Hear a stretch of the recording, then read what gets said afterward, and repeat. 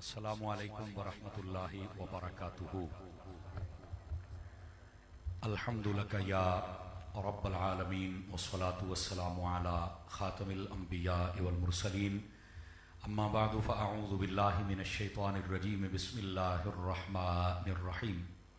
قال اللہ تبارک و تعالی فی القرآن المجید والبرہان الرشید، قل هل يستوی الذین یعلمون والذین لا یعلمون، صدق اللہ العظیم۔ ثم قال اللہ تبارک و تعالی فی القرآن المجید والبرہان الرشید، وقل رب زدنی علما، صدق اللہ العظیم۔ ان اللہ وملائکتہ یصلون علی النبی یا ایھا الذین آمنوا صلوا علیہ وسلموا تسلیما۔ درود پاک سبھی حضرات محبت کے ساتھ پڑھ لیجیے۔ الصلاۃ والسلام علیک یا سیدی یا رسول اللہ وعلی آلک واصحابک یا سیدی یا حبیب اللہ۔ الصلاۃ والسلام علیک یا سیدی یا رحمۃ للعالمین وعلی آلک واصحابک یا سیدی یا خاتم النبیین۔ انتہائی عزت و تکریم کے لائق زینت بزم سادات و علماء، محترم و مکرم مہمانان ذی وقار، اللہ رب العزت کی فضل و توفیق سے ہم سب آج کی اس خوبصورت سالانہ دستار فضیلت کے اس پروگرام میں شرکت کی سعادت حاصل کر رہے ہیں۔ میری دعا ہے خلاق عالم ہم سب کا حاضر ہونا اپنی بارگاہ اقدس و انور میں قبول و منظور فرمائے۔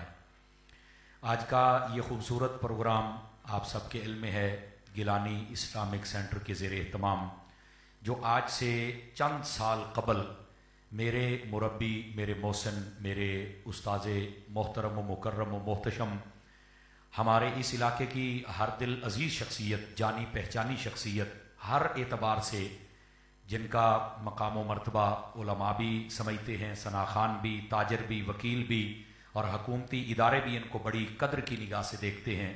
میری مراد میرے محسن، میرے استاد حضرت علامہ مولانا پیر مفتی محمد تنویر الحسن صاحب مدنی دامت برکاتہم العالیہ، آپ نے یہ ایک پودا لگایا تھا اور آج الحمدللہ اس پودے کو کئی سالوں تک پانی دیا گیا، گوڈی کی گئی، اس کی کانٹ چھانٹ کی گئی، آج یہ اس لائق ہو گیا کہ اس کے اوپر جو پھل لگے ہیں وہ پھل آج آپ کے سامنے پیش کیے جائیں گے۔ میں سب سے پہلے استاد صاحب قبلہ آپ کو اور آپ کی ساری ٹیم کو مبارکباد پیش کرتا ہوں، اور اس کے بعد جتنے بھی معاونین ہیں میں آپ سب کو بھی مبارکباد پیش کرتا ہوں۔ اہل علاقہ آپ تمامی احباب سلام کے مستحق ہیں، یقین فرمائیے شاباش کے مستحق ہیں، داد تحسین و تعریف کے مستحق ہیں کہ آپ نے اتنا تعاون فرمایا کہ یہ جو استاد صاحب ادارے چلا رہے ہیں آپ کے تعاون سے، اللہ کی رحمت سے، یقین فرمائیے ان کی مثال پورے پاکستان میں دی جاتی ہے۔ اس خوبصورتی کے ساتھ یہاں پر جو تعلیم و تعلم کا نظام ہے وہ، اور اس کے علاوہ جو ہاسٹلز کا نظام ہے وہ اس خوبصورتی کے ساتھ چلایا جاتا ہے۔ اور میں آپ کو یہ بھی بات عرض کر دوں، جس طرح یہ دستار فضیلت کا پروگرام ہوتا ہے، آپ نے پاکستان میں شاید ہی کوئی اس طرح کا نظام دیکھا ہو، اتنے ڈسپلن کے ساتھ اور اتنے پیار کے ساتھ لوگوں کو اور طلباء کو اور ان کے عزیزوں کو بٹھایا جاتا ہے، اور علماء کو عزت دی جاتی ہے، اور سادات کو اپنے سر پر، آنکھوں پر بٹھایا جاتا ہے۔ یہ آپ نے بہت کم نظارہ دیکھا ہوگا۔ میں دعا کرتا ہوں حضرت استاذی المکرم اور آپ کی ساری ٹیم کو اللہ تعالیٰ برکات کثیرہ عطا فرمائے۔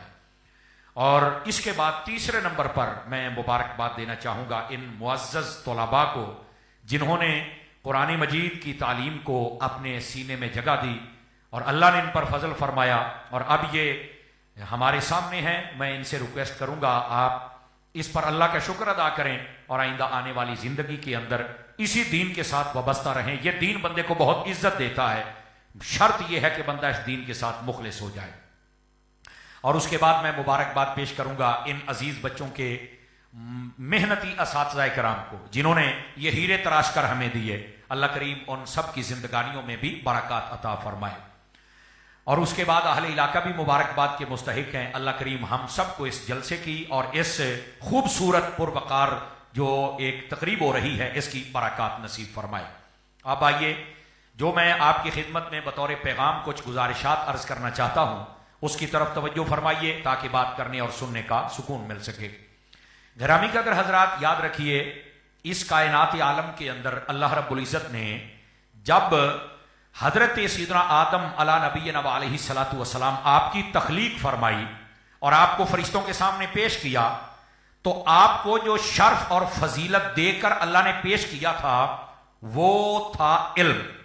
وہاں پر فرشتوں کے سامنے یہ نہیں کہا کہ دیکھو ہم نے کتنا خوبصورت قد کاٹ بنایا ہے اور کیسے گفتگو کرتے ہیں، اور وہاں پر یہ بھی نہیں فرمایا کہ دیکھو کتنے حسین ہیں ان کی آنکھیں، دیکھو ان کا یہ میرے قدرت کا شاہکار ہے، یہ نہیں کہا گیا، بلکہ جب پیش کیا گیا تو شرف علم عطا کیا گیا۔ وَعَلَّمَ آدَمَ الْأَسْمَاءَ كُلَّهَا، فرمایا کہ اللہ رب العزت نے پہلے ہر چیز کا علم حضرت آدم علیہ السلام کو سکھایا، جتنی اشیاء تھی ان کے نام، ان کی حقیقت، ان کی ماہیت، یہ ساری چیزیں سکھلائیں، اور سکھلانے کے بعد اللہ رب العزت نے جب پیش فرمایا نا حضرات ملائکہ کے سامنے، تو یقین فرمائیے وہ سارے کے سارے یہ شرف اور عزت اور اعزاز دیکھ کر حیران رہ گئے کہ اللہ رب العزت نے کیا شان عطا فرمائی ہے۔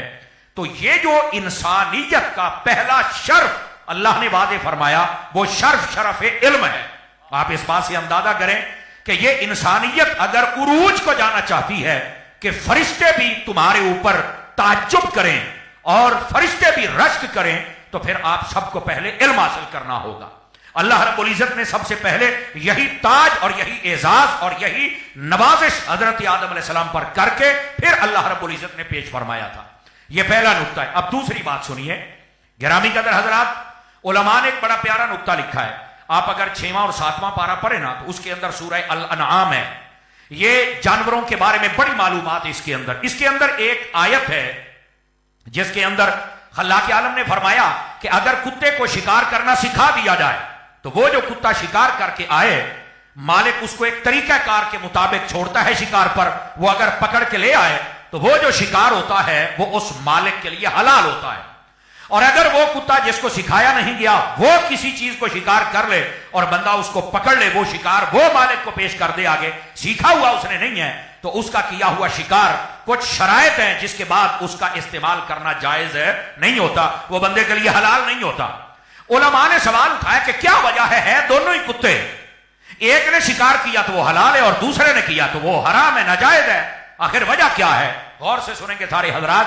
کہا وجہ یہ ہے کہ ایک کو علم ہے کہ میں نے شکار کیسے کرنا ہے اور دوسرے کو علم نہیں ہے، اور یہی نقطہ علماء فرماتے ہیں اگر علم کتے کو آ جائے تو وہ دوسروں سے ممتاز ہو جاتا ہے، اور جب اللہ انسان کو عطا کرے تو بتاؤ پھر اس کی شان و شوکت میں کتنا اضافہ ہوتا ہوگا۔ آواز کمزوروں والی ہے، ذرا جوانوں والی سبحان اللہ فرمائی جائے سارے حضرات۔ اس بات سے آپ اندازہ فرمائیں کہ یہ علم کیسی چیز ہے کہ یہ جانوروں کو آ جائے تو انہیں ممتاز کر دیتی ہے۔ بلکہ صوفیاء نے اور اہل عشق نے ایک اور نقطہ لکھا ہے، اگر آپ توجہ کریں تو سناؤں آپ سب حضرات کو۔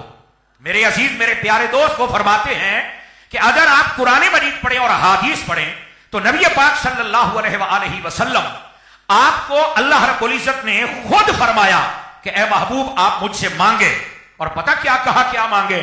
فرمایا محبوب آپ مجھ سے خود سوال کریں کہ میرے علم میں اضافہ فرما۔ یہ قرآن میں ہے وَقُلْ رَبِّ زِدْنِي عِلْمًا، کسی اور چیز کے بارے میں نہیں کہا کہ محبوب فلاں چیز زیادہ مانگ لو، فلاں زیادہ مانگ لو، فلاں زیادہ مانگ لو۔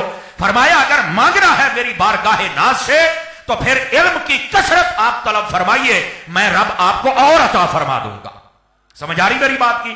تو نبی پر صوفیاء کہتے ہیں آپ اس بات سے اندازہ کریں کہ یہ علم اللہ کو کتنا پسند ہے کہ اللہ اپنے محبوبوں سے فرماتا ہے کہ تم میری بارگاہ سے طلب کرو کہ میں تمہیں اور علم عطا کروں۔ اللہ کو علم اتنا پسند ہے، اور یہی وجہ ہے حدیث شریف میں ہے العالم افضل من العابد، فرمایا جو عالم ہوتا ہے یہ عبادت گزار سے افضل ہوتا ہے، اور یہی قرآن مجید میں اللہ نے فرمایا قل هل يستوي الذين يعلمون والذين لا يعلمون، فرمایا اے حبیب آپ فرما دیجئے کیا وہ بندہ جس کو علم عطا کیا گیا اور وہ بندہ جس کو علم نہیں دیا گیا کیا یہ برابر ہو سکتے ہیں؟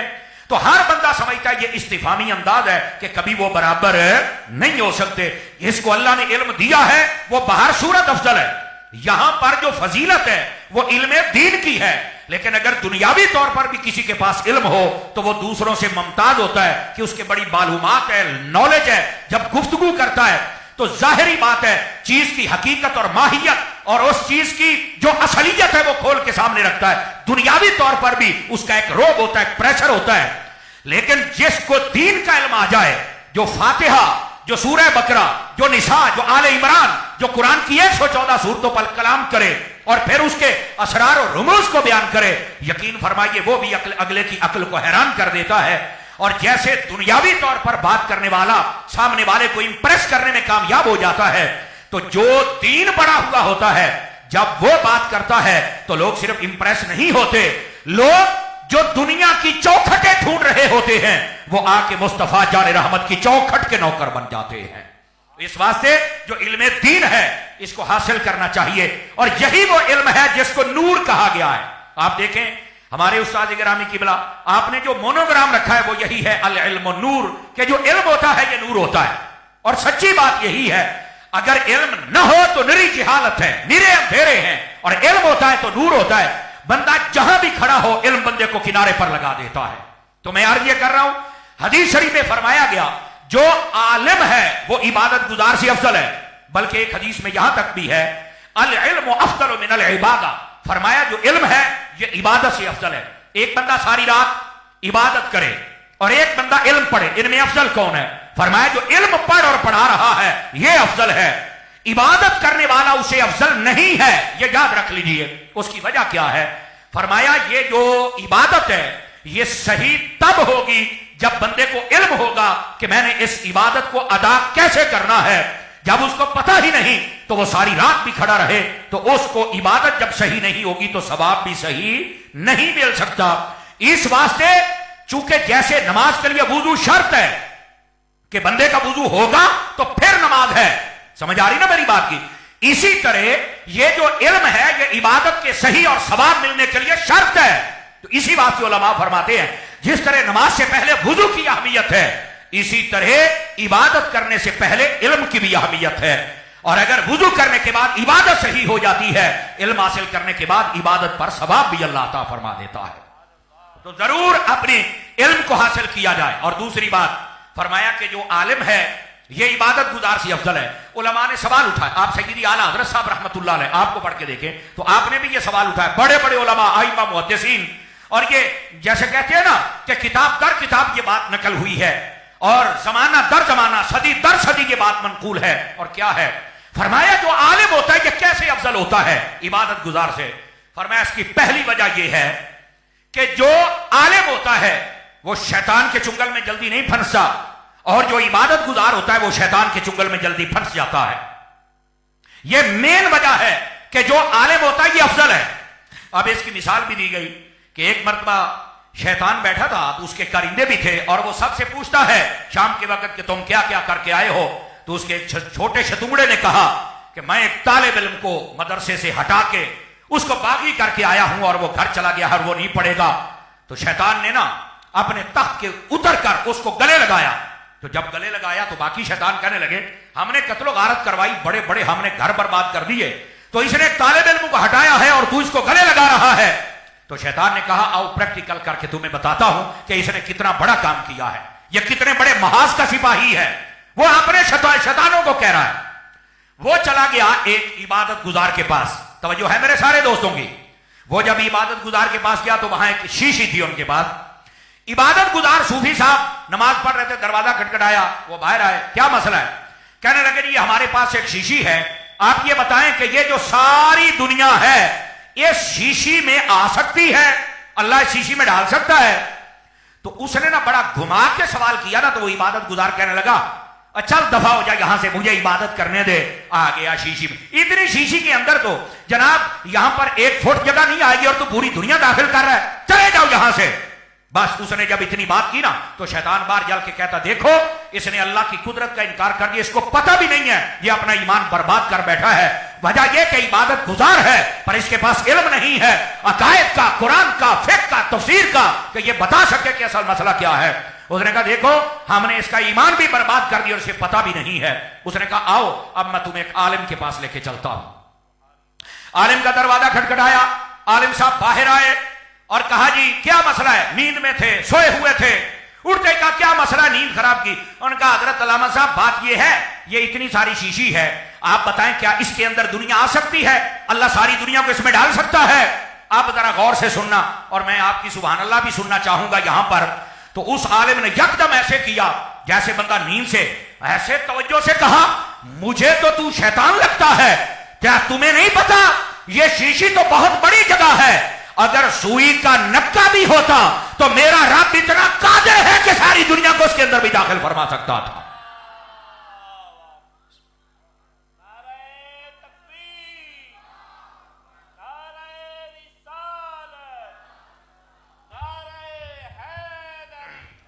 نعرہ رسالت، گج بج کے بولیے نعرہ رسالت۔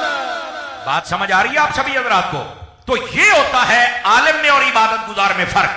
میرے عزیز، میرے دوست، میرے بھائی، جب ہم ان باتوں کو سمجھیں گے تو پھر حقائق ہمارے سامنے آئیں گے۔ تو جو عالم ہوتا ہے یہ عبادت گزار سے افضل ہوتا ہے، اس واسطے عالم بنے۔ یہی تو وجہ ہے علماء نے لکھا نوم العالم عبادت، کہ جو عالم ہوتا ہے وہ سویا ہوا بھی ہو تو اللہ تعالیٰ اس کو بھی عبادت کا ثواب عطا فرماتا ہے۔ اس کی وجہ کیا ہے؟ عالم سوتا ہی اس لیے کہ تھوڑا سا مجھے سکون مل جائے، میرا ذہن فریش ہو جائے، میں تازہ دم ہو کے مطالعہ کروں گا اور پھر تقریر کروں گا اور پھر لوگوں کے عقیدے اور ایمان کی اصلاح کروں گا۔ فرمایا یہ جو اس کے آرام کرنے میں نیت ہے، اس وجہ سے اللہ تعالیٰ اس کو سونے پر بھی ثواب عطا فرما دیتا ہے۔ اب یہ تھی اس آیت کی وضاحت۔ اب ذرا تھوڑا سا آگے چلیے۔ نبی کریم صلی اللہ علیہ وآلہ وسلم آپ نے ارشاد فرمایا، آپ ارشاد فرماتے ہیں من یرد اللہ بہ خیرا یفقہہ فی الدین، فرمایا اللہ تعالیٰ جس سے بھلائی کا ارادہ کرتا ہے اللہ تعالیٰ اس کے دین کی فقاہت اور سمجھ اور بوجھ عطا کر دیتا ہے۔ یقین کیجئے دین کو سمجھنا یہ بڑا ضروری ہے۔ اور یہاں میں ایک بات کہہ دوں، آج کل سوشل میڈیا پر آپ نے دیکھا ہوگا کمروں میں چھپ کر بڑے بڑے چوہے ہیں جو بڑی بڑی بکواس کرتے نظر آتے ہیں، اور جب کوئی جائے تو پھر باہر نہیں آتے۔ میں ایک چھوٹی بات کہنا چاہتا ہوں، اور چھوٹی ہوگی پر بڑی ہوگی۔ میں نے کہا بیٹے تو اندر چھپ کے بیٹھا ہے، جبکہ دین سیکھنے کے لیے اندر نہیں باہر نکلنا پڑے گا۔ کہا اس کی وجہ کیا ہے؟ میں نے کہا اس کی وجہ یہ ہے کہ نبی پاک صلی اللہ علیہ وسلم اگر چاہتے تو صحابہ سے کہتے یہ قرآن ہے لو پکڑو اور چلے جاؤ جیسے مرضی سمجھو، نہیں، نبی پاک صلی اللہ علیہ وسلم نے مسجد نبی کے اندر اصحاب صفہ کے چبوترے پر بیٹھ کر کلاس لگائی اور وہاں پڑھانا شروع کیا۔ یہ تب سے لے کر آج تک یہ پڑھنے پڑھانے والا سلسلہ یہ مصطفیٰ جان رحمت کی سنت بن کے چمک رہا ہے۔ اور جو بندہ استاد کے سامنے بیٹھ کر پڑھتا نہیں ہے وہ کبھی قابل بندہ نہیں بن سکتا۔ اس لیے پرلے درجے کے جاہل اور بدتمیز ہوتے ہیں جو کمروں میں چھپے ہوئے ہوتے ہیں اور دعوے اتنے بڑے کرتے ہیں۔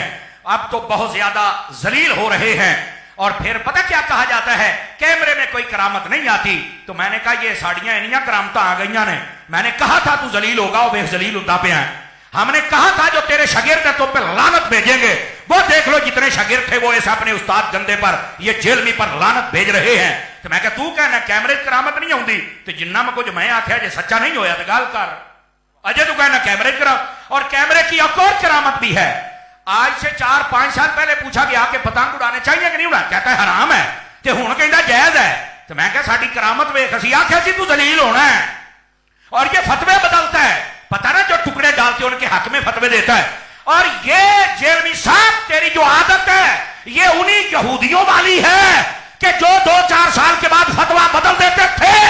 تو یہودیوں کی سازش پر چل رہا ہے، ہم محمد مصطفیٰ کی سنت پہ چل رہے ہیں، اس بات کو سمجھو۔ اور یہ شاید نقطہ آپ کے سامنے کوئی بھی بیان نہ کرے جو میں کر رہا ہوں۔ یہودی اسی طرح فتوے بدلتے تھے، یہودی اسی طرح دین بدلتے تھے۔ میں نے کہا یہ ہے یہودیوں کا پودا جو آج یہ دین بدل رہا ہے، باتیں بڑی کرتا ہے، پر میں نے کہا بیٹا جتنی دیر میں زندہ ہوں میں تجھے دم نہیں لینے دوں گا۔ انشاءاللہ تیری گردن پہ پاؤں رکھ کے بتاؤں گا کہ احمد رضا والے کیا ہوتے ہیں اور بابیاں دے منڈن والے کیا ہوتے ہیں، یہ میں تمہیں بتاؤں گا۔ لیکن میں یہ بتا رہا ہوں کہ 2-3 سال پہلے کہہ رہا تھا کہ مجھے اسٹیبلشمنٹ نے نکالا ہے، مجھے تو نوکری نہیں کرنے دی۔ تو اب جب پوچھا گیا تو کہتا ہے نہیں میں تو خود ہی چھوڑ کے آ گیا ہوں۔ میں نے کہا سنا ذلیل ہویا کہ نہیں ہویا؟ پہلے بیان اور ہے اب اور ہے، اور جو ہر 2 ماہ کے بعد بیان بدلے نا وہ سکالر نہیں ہوتا، وہ گالڑ ہوتا ہے، جو پہلے ایک شاخ پہ بیٹھا پھر دوسری پہ آ گیا۔ ایسے بد نصیبوں کو سننے والوں سنو، اصل مسئلہ یہ ہے ہمارا سارا دین عربی میں آیا ہے اور یہ اردو کی کتابیں پڑھ کر بے وقوف بنا بیٹھا ہے، اور چند ایک اس کی ویڈیو سن کے جو متاثر ہوتے ہیں شرم کرنی چاہیے۔ آپ آئیں، آپ کو پڑھایا جائے گا گیلانی اسلامک سینٹر کے اندر، اور دین سکھایا جائے گا اور عربی لغت کے اعتبار سے بتایا جائے گا۔ پھر جب آپ پڑھیں گے تو پھر آپ پتہ کیسے حافظ بنیں گے؟ جیسے یہ بیٹھے ہیں. کیسے عالم بنیں گے؟ جیسے یہ علماء بیٹھے ہیں. اور آپ کیسے عالم بنیں گے؟ جیسے میرے استاذ گرامی ہیں. کیسے بنیں گے؟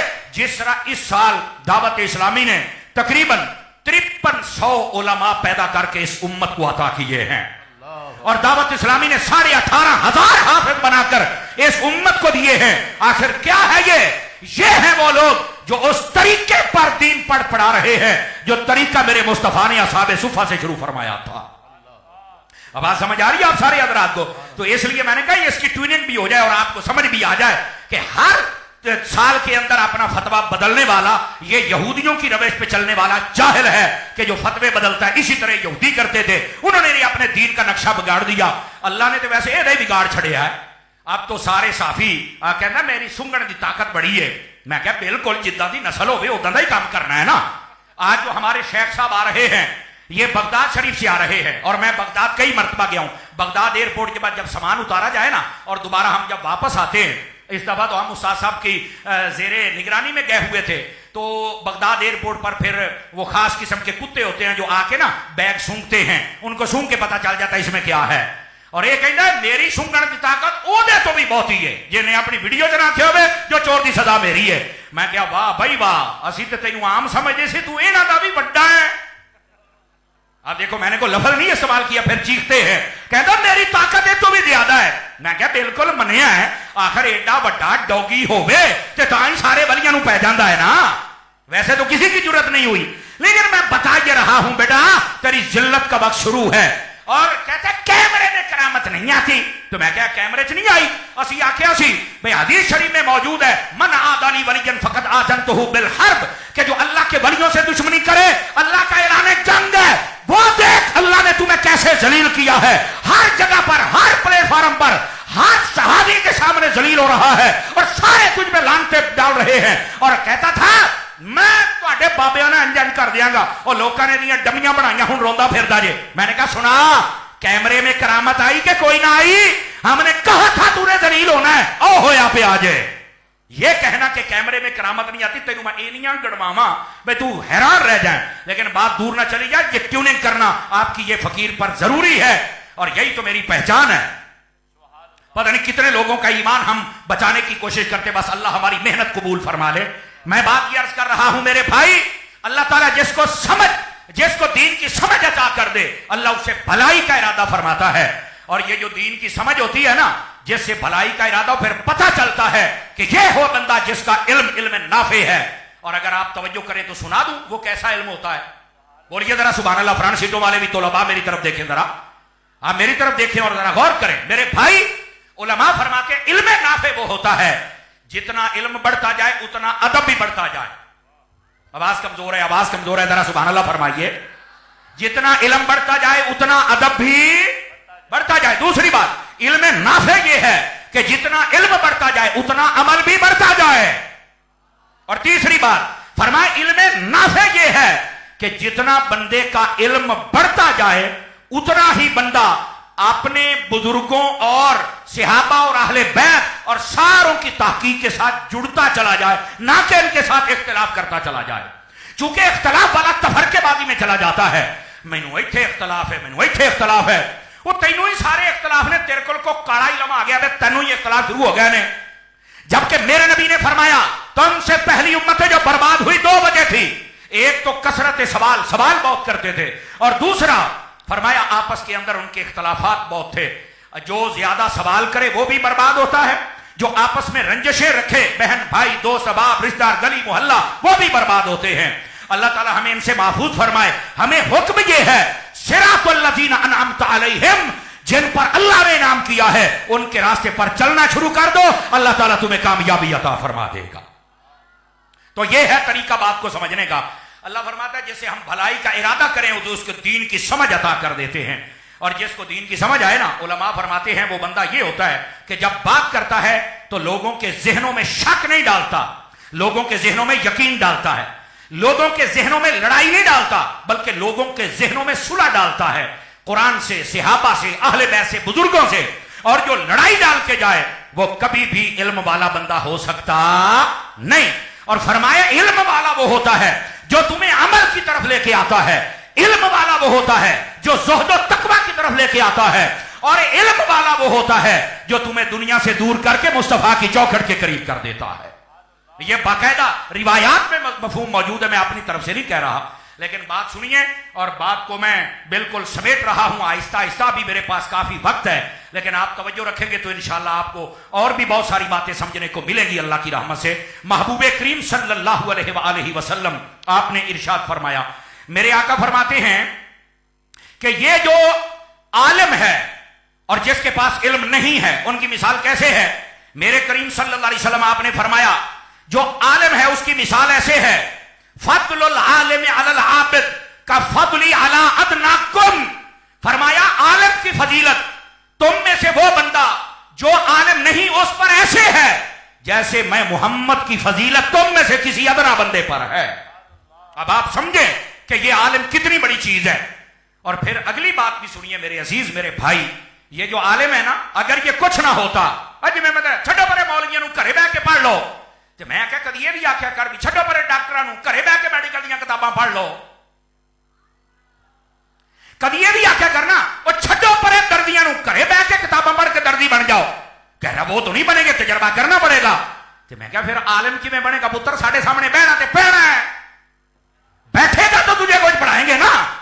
آپ دیکھیں اگر آپ کا ابا اور امی بیمار ہو جائیں، توجہ فرمائیے سارے حضرات، اور آپ نیٹ کھول کے بیٹھ جائیں اور کہیں کہ فلانا ڈاکٹر انہیں دسیا ہے کہ بلڈ پریشر کی یہ دوائی ہے، شوگر کی یہ دوائی ہے، اور میں لے کے آتا ہوں اور میں آپ کو دیتا ہوں، تو کوئی اما اور ابا کھا لے گا؟ وہ کہیں گے نہیں سانو ڈاکٹر کو لے کے جا۔ وجہ کہتا ہے میری جان کا مسئلہ ہے، تو پتہ نہیں کہڑا نیٹ کھولی بیٹھا، پتہ نہیں یہ تو کہڑا مسئلہ کر لے آئی، تو کہڑے ڈاکٹر دی؟ ہم نہیں مانتے، ڈاکٹر کے پاس لے کے جا جو ایکسپرٹ ہے، جس کے پاس سند ہے اور جو کوالیفائڈ کر کے یہاں تک پہنچا ہے، اس کے پاس لے کے جا۔ اور میں نے کہا میرے بھائی جب جان کا مسئلہ آ جائے پھر تو تم نیٹ پر اعتبار نہیں کرتے، تو جب ایمان کا مسئلہ آتا ہے تو پھر نیٹ والوں پر اعتبار کیسے کر لیتے ہو؟ تمہیں پھر بھی چاہیے یہ نیٹ پر جتنے بیٹھے چھلے مچھے مننے اٹھا کے پیچھے پھینکو، اور اس وقت بھی اپنے شہر کے کسی عالم اور مفتی کے پاس جاؤ، اور دعوت اسلامی کو اللہ سلامت رکھے، اس نے تو ہماری مشکلات آسان کر دی ہوئی ہیں، ساری باتیں واضح فرما دی ہوئی ہیں۔ تو میں اس لیے یہ باتیں لوگوں کے ذہنوں سے نکال رہا ہوں کہ بس اوقات لوگ کہتے ہیں کہ کمرے میں بیٹھ کر ہی بندہ پڑھ لے تو دین تو سب کو سمجھ آ جاتا ہے۔ میں نے کہا بیٹے اگر یہ سمجھ آ جاتا ہوتا نا تو نبی پاک یہ نہ فرماتے من سلک طریقا یلتمس فیہ علما سہل اللہ بہ طریقا الی الجنہ، فرمایا جو بندہ علم دین حاصل کرنے کے راستے پر چل پڑے اللہ رب العزت اس کے لیے جنت کا راستہ آسان فرما دیتا ہے۔ اس کا مطلب ہے علم حاصل کرنے کہیں جانا پڑے گا، اور اگر علماء کوئی چیز نہ ہوتے جو پڑھنے پڑھانے والے ہیں تو میرے نبی کبھی نہ فرماتے خیرکم من تعلم القرآن وعلمہ، تم میں سے بہتر وہ ہیں جو قرآن پڑھتے بھی ہیں پڑھاتے بھی ہیں، جو قرآن سیکھتے بھی ہیں سکھاتے بھی ہیں۔ اس کا مطلب سیکھنے سکھانے کا عمل تو ہے، اور انہی کو میرے نبی نے بہتر فرمایا ہے۔ اور اگر یہ علماء کوئی چیز نہ ہوتے، جیسے آج کہتے ہیں چھڈو مولویاں نوں سانو سنو اور جا کام کر، اگر علماء کچھ نہ ہوتے تو میرے نبی نے کیوں فرمایا کہ یہ جو علماء ہیں ہم ورثۃ الانبیاء، کہ یہ جو علماء ہیں یہ نبیوں کے وارث ہیں۔ یہ کسی انٹرنیٹی کو نہیں کہا گیا بلکہ جو علم حاصل کر کے آگے بڑھاتا ہے اس عالم کو کہا گیا کہ یہ نبیوں کا وارث ہے، چونکہ نبیوں کی وراثت یہ درہم و دینار نہیں ہوتی، نبیوں کی وراثت علم دین ہوتا ہے، اور جو عالم ہوتا ہے اس کو نبی کی وراثت کا کچھ نہ کچھ حصہ ملتا ہے، وہ پھر وراثت خود بھی استعمال کرتا ہے اور آگے حضور کی امت میں ڈیلیور بھی کرتا ہے۔ آپ نے کیا سمجھ رکھا ہے کہ جناب یہ عالم کچھ بھی نہیں گھر بیٹھ کے سیکھ لے؟ آپ پڑھیں، علماء نے لکھا ایک ایک حدیث کا علم حاصل کرنے کے لیے لوگ 2-2 مہینے کا سفر کیا کرتے تھے، ان کو نہیں پتا تھا کتابیں ہمارے پاس ہیں، کتاب میں حدیث لکھی ہوئی ہے تو ہم اس کو پڑھ لیتے ہیں، نہیں، انہیں پتا تھا کہ علم حاصل کرنا یہ کوئی عام چیز نہیں ہے، بندہ جتنا سفر کرتا ہے علم کے لیے اللہ بندے کو اتنا عروج اور رسوخ عطا فرما دیتا ہے۔ میں بات یہ عرض کر رہا ہوں یہ گلاں کرنیاں سوکھیاں نے کہ جناب مولویاں دے کول نہ پڑھو تو ساڈے کول پڑھو، تو میں نے کہا پھر وہ کیسے پٹڑی سے اترتے ہیں؟ کہندا جی سویر دی نماز میں رفع ہی رہنا پڑھنا، تے شام دی ہاتھ بن کے تے دوپہر والی ہاتھ کھول کے میں نے کہا دیکھو دھوبی دا کہیں دا کتا بنیا نہ گھر دا رہی نہ گھاٹ دا رہی یہ پتہ ہی کو نہیں میں کیویں پڑھنا ہے. حالانکہ اسلام کے اندر بہت سارے امور ہیں جو پہلے تھے بعد میں منع کر دیے گئے. تو اگر کوئی کہے نہیں میں وہ بھی کرنا ہے تو جو یہ جیسے جیلوی جاہل کہتا ہے کہ رفع یدین کرنا بخاری جی لکھے ہے تو میں کہا تو ترمذی کو نہیں پڑھی نا, تو مسلم نہیں پڑھی نا, تو ابن ماجہ نہیں پڑھی نا, ابو داؤد نہیں پڑھی نا. ابو داؤد ابن ماجہ اٹھائے اس کے اندر پورا چیپٹر قائم ہے جس کے اندر لکھا ہوا ہے باب و ترک رفع الیدین, کہ رفع یدین چھوڑنے کا باب. اگر پہلے تھا تو بعد میں منع کیا گیا. ہم کہتے ہیں جب تھا جائز تھا, جب روک دیا تو اب منع ہو گیا. ہمارا مسئلہ یہ ہے. اور یہ کہنا نہیں سویرے کریں گے تو شامی نہیں کریں گے. میں نے کہا واہ.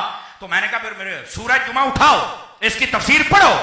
اب ہمارے یہاں پہلے خطبہ ہوتا ہے عربی کا اور اس کے بعد جماعت ہوتی ہے. لیکن جب سورج جمعہ نازل ہوئی تھی نا, نازل, آپ اس کا شان نزول پڑھ کے دیکھیں, اس وقت پہلے جماعت ہوتی تھی اور بعد میں خطبہ ہوتا تھا. اس وقت پہلے یہ تھا. لیکن اللہ رب العزت نے پھر روک دیا. اب مرزے جیسا کوئی بندہ ہو تو کبھی بھی دیکھو جی پہلے ایسا ہوتا تھا تو میں ایک جمعہ پہلے تقریر کروں گا پھر جماعت, دوسرے جمعہ پہلے جماعت پھر تقریر. میں کہا نہیں ہو پتر, یہ تمہیں بتانا پڑے گا کہ پہلے کیا تھا اور بعد میں روک دیا گیا. اسی طرح پہلے رفع یدین تھا بعد میں روک دیا گیا. اور اگر یہ کہے کہ میں دونوں کام کر رہے ہیں تو اسلام کے اندر تو ابتدا میں شراب کی حرمت آئی نہیں تھی, پتہ ہی نہیں تھا بھی شراب حرام ہے یا نہیں ہے, اور لوگ پیا کرتے تھے. تو کیا مرزا یہ کہہ سکتا ہے کہ پہلے جیسی کہ میں کبھی پی لینا تو کبھی میں نہیں پیندا؟ او ظالما, جب روک دیا ہے بعد والا حکم جو ہے وہ اصل ہوتا ہے جس پہ عمل کرنا ہوتا ہے. او بولو نا, او چوپشا بن کے بیٹھے ہو کہ سبحان اللہ تے آکھو نا. میں صرف آپ کو 3 مثالیں دے کے میں نے مسئلہ سمجھایا ہے کہ یار پہلے یہ شراب کی حرمت نہیں تھی تو کیا کوئی کہہ سکتا پہلے نہیں کی تو چلو ہم کبھی پی لیں گے اور کبھی نہیں پئیں گے. او بھائی جو کام پہلے تھا آپ یہ تحقیق کرو کہ بعد میں روکا ہے یا نہیں روکا ہے. کہا جی روکا تو ہے.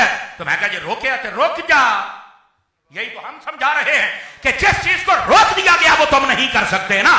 عزیزان گرامی, یہ میں نے 3 مثالیں دی ہیں تاکہ آپ کو بات سمجھ آئے کہ اصل مسئلہ کیا ہے. بہت سارے کام اسلام میں پہلے تھے بعد میں روک دیے گئے, لیکن یہ ضد کرتا ہے اور زیادہ تر اسی رفع یدین پہ زور دیتا ہے. میں کیا پتر جنی دیر اسی جینے ہے نا تیری میں دکان نہیں چلن دینی. تو کہتا نا میں بابیاں دے مزار بند کرنے نے. 103 دن آپ ہی بند رہ کے آیا جے. انہیں بابیاں دے مزار, وہ داتا صاحب دا دربار اور کھلا ہو گیا جے. آپ چل کے چیک کر لیں یہ کون ہوتے ہیں. یہاں تو ہلاکو خان جیسے آئے اور یہ کہنا میں منگولاں دی اولاد ہاں. میں کہا تیریاں گلاں تو بھی لگتا ہے تو بندیاں دا ہے ہی نہیں. وہ لگتا ہے ہاں جنہ تو بڑھنا ہے نا تو انسانوں کی نسل ہی کوئی نہیں. یہ ہوتے ہیں جو عالم, یہ ان کی باتیں ہوتی ہیں. اور پھر جب ہم جواب دیتے ہیں تو بعض ان کے کتورے آ کے کہتے ہیں نہیں سمر صاحب آپ بہت سختی کر دے. او میں کہا یہی تو تانوں دسنا ہے بھئی جب تم کسی کی توہین کرتے ہو درد کتنی ہوتی ہے, اور اب جب فقیر جواب دے گا حوصلہ رکھ. ابھی تو مجھے میرے استاد, میرے کلاس فیلو, میرے بہت سارے سادات ہیں جڑے مینوں روک دے نے, او پتر تھوڑا جہا صبر ہو, بریکاں تے پیر رکھ, نہیں تے مرزا ایکو گھنٹے چ میں ادھیڑ کے رکھ دیاں. یہ میں تمہیں دستا یہ پتا انہوں بھی ہے, یقین کیجیے یہ پتا انہوں بھی ہے کہ بولدا تو میں بھی ہاں, پر جب یہ سامنا ہویا تینوں لگ پتا جائے گا. اس لیے دی ساری بدماشی کٹ کے رکھ دیاں گے. لیکن میں آپ کو سمجھا رہا ہوں, آپ مہربانی کریں, آپ بچیں اور آپ سمجھیں. ایسے ادارے جو آپ جس میں بیٹھے ہیں, یہاں علم کو بھی نور کہا گیا, چہروں پر بھی نور ہے, اماموں میں بھی نور ہے, لباس میں بھی نور ہے, کردار میں بھی نور ہے.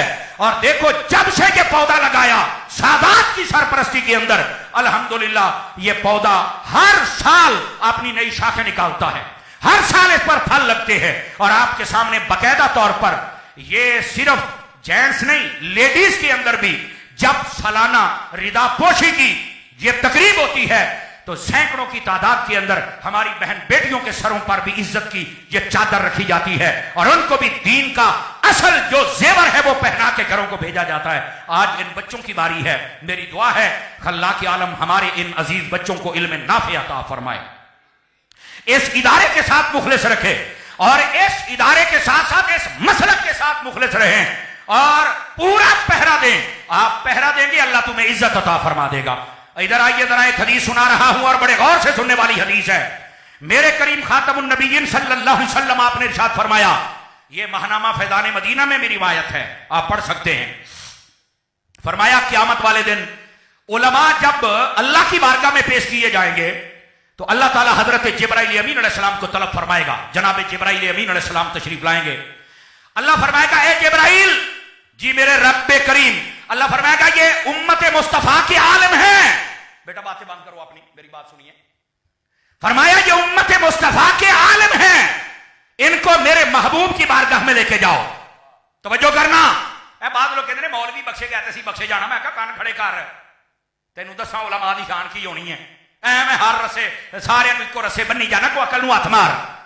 फरमाया जिब्राइल अमीन अलैहिस्सलाम इन उलमा को लेकर नबी पाक अलैहिस्सलाम की बारगाह में आएंगे। और पता है मेरे नबी उस वक्त कहां होंगे? हदीस में है नबी करीम सल्लल्लाहु अलैहि वसल्लम उस वक्त हौज़े कौसर पर अपनी उम्मत को जाम भर भर के पानी पिला रहे होंगे। मेरे नबी पाक हौज़े कौसर पे होंगे। लेकिन गौर से सुनने वाली बात आ गई है, तवज्जो भी कीजिएगा। फरमाया जब उलमा आएंगे, अब मैंने दाएं बाएं भी देखना है और आप सबको चेक करना है आपको कितनी समझ आ रही है। नबी पाक जिस मुबारक बर्तन के साथ पानी डाल के दे रहे होंगे, मेरे पाक नबी वो बर्तन मुबारक रख देंगे और अपने नूरानी नूरानी गोरे गोरे यदुल्ला वाले हाथों से ऐसे हौज़े कौसर से पानी भर के उलमा के मुंह को लगाएंगे कि पियो पानी, आज तुम्हारा प्रोटोकॉल ये है। वो आले मासर कहेंगे आका इनका क्या कमाल है कि बाकी सबको बर्तनों में पानी पिलाया गया, इनको आपके हाथों से। मेरे आका फरमाएंगे कि इन्होंने इल्म दिया, तुमने अमल किया, ये उसका सदका है कि तुम्हें बर्तनों में मिल रहा है। और इन्होंने सारी जिंदगी अपने मुंह से या रब का कुरान पढ़ा है या मेरी हदीसें पढ़ी हैं और उसके मुताबिक तुम्हारी सलाह करते थे। ये जो कुरान और हदीस पढ़ने वाले आलिम हैं, फरमाया उनका प्रोटोकॉल और इज्जत ये है कि मैं मोहम्मद अपने हाथों से पानी पिलाऊं। नारे तकबीर, नारे रिसालत, उलमाए अहले सुन्नत, उलमाए हक अहले सुन्नत, नारे ताकीद, नारे हैदरी। कोई बात समझ आई आप सभी आपको कि कोई नहीं आई है? मेरे अजीज मेरे दोस्त, ये है उलमा का वकार, ये है उलमा की शान, ये है उलमा की इज्जत। यकीन फरमाइए अहादीस को अगर पढ़ा जाए, तफासीर को पढ़ा जाए, मिसालें दी गई। फरमाया जिस तरह आसमानों पर सितारे हैं, जिस दिन ये सितारे खत्म हो जाएंगे क़यामत आ जाएगी। फरमाया ये उलमा सितारों की तरह, जिस दिन उलमा खत्म हो जाएंगे ये उम्मत भी बर्बाद हो जाएगी। ये उलमा हैं जो आज तुम्हारी इस्लाह करते हैं, हुक्मरानों से लेकर जूता गांठने वालों तक हर बंदे की इस्लाह के लिए उलमा अपना किरदार अदा करते हैं किसी न किसी अंदाज के अंदर वहां चलकर। और अल्लाह ताला ऐसे उलमा को सलामत रखे जो इस्लाह में अपना किरदार अदा करते हैं और उनमें बड़े बड़े नाम हैं। अल्लाह सबको सलामत रखे। एक नाम मेरे हजरत अत्तार का भी है, जिन्होंने इस्लाह का एक ऐसा बेड़ा उठाया। आज देखो करोड़ों की तादाद के अंदर उनके फॉलोअर मौजूद हैं और अल्हम्दुलिल्लाह पूरी दुनिया के अंदर दावत इस्लामी का काम हो रहा है। और मेरे जो उस्ताद गिरामी हैं, आपको पता है कि ये भी हजरत अत्तार के गुलशन का एक खूबसूरत फूल है। और हमारे उस्ताद गिरामी ने हमें भी वही, यकीन कीजिए, जज्बा दिया है जो आप कराची से अपने पीरो मुर्शिद से लेके आए थे और आज हम आपके सामने बैठे हुए हैं। मैं अपनी गुफ्तगू को समेट रहा हूं, ठीक 3 से 4 मिनट के बाद मैं अपनी गुफ्तगू को वाइंड अप कर दूंगा। लेकिन आ जाइए जरा, अगली बात भी आपकी खिदमत में अर्ज करूं। अगर थके नहीं हैं तो सुना दूं आप हजरात को। जितने अब तुलबा बैठे, मैं आपसे एक बात करना चाहता हूं। आज हमारे उस्ताद गिरामी, हमारे शेखुल हदीस व तफसीर, हमारे मुरब्बी, हमारे मोहसिन और मंजूर नजर अत्तार हजरत अल्लामा शेखुल हदीस व तफसीर मुफ्ती मोहम्मद कासिम अत्तारी साहिब दामा इकबालहू, आप जब आते और खिताब फरमाते तो फिर मजा, और आप सुनते रहते हैं उनके खिताब को। यकीन फरमाइए आपने एक किताब लिखी इल्म और उलमा की फज़ीलत, उसके शुरू में आपने एक बात लिखी है। अब मैं सिर्फ तुलबा से, और आप जितने बैठे फिक्र आप भी लेकर जाएं। आपने एक बात लिखी, मैं वो आपको सुनाता हूं। फरमाते हैं हारून रशीद का जमाना था, तो एक बंदा आ गया, उसने कहा जी मैंने बड़ा करतब एक याद किया है, कारनामा है, देखो और इनाम दो। कोई भी करतब करते थे तो बादशाह इनाम देते थे। उसने कहा क्या है? इधर देखे मेरी तरफ, तुलबा मेरी तरफ देखे। तुलबा आपसे ज्यादा मुझे एक काम है इस बात में। उसने ना एक सुई फेंकी तो वो जमीन में ऐसे नोक लगी, नक्का उसका ऊपर हो गया। پیچھے بیٹھ گیا ہٹ کے 2-4 قدم, وہاں بیٹھ کے اس کے پاس 10 سوئیاں تھی, بعد نے کیا 12 تھی. وہ ایسے پھینکتا ہے, وہ نکے دے وچوں ٹپ جاندی ہے سوئی. ایسا نشانہ, ایسی مشق, ایسی محنت. اس نے جب پہلی سوئی پھینکی گزر گئی, لوگوں نے تاڑیاں ماری, نہ کہا بڑی محنت کی ہے تے اج ان کو بڑا بڑا انعام لبنا ہے. انہیں دوئی سوئی سٹی, وہ بھی گزر گئی. تیسری, ساری سوئیاں گزر گئی. بلے بلے تو وزیر اٹھ کے کہتے کیا بات ہے, چھا گیا منڈیا, چس کرا دیتی. سارے پیسے پوہے دیتے, واری آ گئی بادشاہ دی. کہندا جناب اینو نا 10 درہم دیو انعام, تے اس کو بعد اوتھے لمما پا کے تے 10 لتر بھی مارو, اے بھی یہ دا انعام ہے. ان کا یار بسم اللہ بابا جی کیسے ہیں آپ, ٹھیک ہے جی, یہ ہمارے بغداد شریف کے ساتھ ہی, اللہ آپ کو خیر و برکت عطا فرمائے, آباد رہیں آپ. توجہ کیجئے, وہ بندہ کہ یہ کی فرمایا پہلو انعام اپنا لے لا, لتراں والا بھی پیسے والا بھی, گل تے نبا دے کرانگے. اب بادشاہ کا حکم تھا, 10 لتر بھی بجے, 10 روپیے بھی مل گئے. بڑا پریشان, کہتا یار یہ کاڑا انعام ہے, ادھروں کھلے ادھروں پیسے, بڑا پریشان ہے جناب. کہتا بادشاہ سلامت, میرے نال جو ہونی سی ہوگی, پر مینوں دس تے صحیح بھی یہ کیڑا انعام ہے. اس نے کہا انعام تجھے دیا ہے دینار کی صورت میں کہ واقعی تو محنت کیتی ہے اور اپنے کام دے نال مخلص ہے, تیرا انعام بنتا ہے, یہ انعام ہے. آ جڑے کھلے مارے نے نا, انہیں آخیا اس واسطے بھی جنی محنت تو فضول کام تے کیتی ہے, جڈا تو ذہین بندہ سی کدی دین مصطفیٰ چ محنت کردا تے پتہ نہیں کڈا وڈا عالم تو بن جانا سی. اللہ, انہیں کہا کھلے مت نو اس واسطے مارے نے بھی پٹھے کام تے محنت کردا رہا, سیدھے تے تو کوئی نہیں کیتی. طلباء اللہ نے آپ کو موقع دیا ہے, محنت کر لو, نہیں تو گل وہی ہونی ہے جڑی وہ ہارون رشید نے آخر تے کی تھی. سمجھ آ رہی میری بات کی؟ محنت کیجئے. آپ قاری ہیں تو بہترین قاری بنیے, مشق کیجئے. آپ عالم ہیں تو بہترین مقرر بنیے. آپ ناخوان ہیں تو مزید سواریے, اچھے ناخوان بنیے. اور اگر آپ مدرس ہیں تو اپنے اندر تدریسی صلاحیت کو اجاگر کیجئے. اور اگر آپ کو لکھنے کا شوق ہے, اللہ نے صلاحیت بخشی ہے, تو آپ ایک اچھے مصنف بنیے, اس امت کا بھلا کر جائیے. جو صلاحیت اللہ نے دی ہے اس میں محنت کیجئے, فضول کاموں میں محنت نہ کیجئے. سارے نو مشہور ہونے کا چاہ چڑھے ہے, اور وہ کہتے ہیں کسی طرح سے مشہور ہو جائیے. مولا علی پاک فرماتے ہیں اس بندے نو مبارک دیا کرو جڑا مشہور کوئی نہیں. اس کی وجہ پتہ کیا ہے؟ جملے پر ذرا لطف لیجئے گا. فرماتے ہیں مشہور ہونا کمال نہیں ہے, مقبول ہونا کمال ہوتا ہے. مقبول ہو جائے بندہ تو کمال ہے. اور میں آپ کو بتاؤں, آج جڑے منڈے ہو نا, کئی تسی بڑے آؤندے ہو, تصویراں کھیچدے ہو تے ہاتھ چومدے ہو تے حضور, کئی مینوں فون کر دینے تواڈے ورگا مولوی کیویں بننا ہے. میں کہا پتر میری گل سن, یہ دے واسطے استاداں دے جتیاں سیدھیاں کر ساری حیاتی. میں آج بھی اپنے استاد کے جوتے اٹھاتا ہوں, آج بھی, اور مجھے بہت کم وقت ملتا ہے. مجھے بڑا افسوس رہتا ہے, میں جنیاں زیادہ ہیں یہ جتیاں سیدھیاں کرنے میرا اڈی جلدی کام ہو جانا. یہ میں آپ کو صحیح کہہ رہا ہوں, ادب کیجئے جتنا کر سکتے ہیں. اور دوسری بات, مشہور ہونے کا شوق نہ کریے, سانو پوچھ کے ویکھ, اسی پتر ہس بھی نہیں سکتے.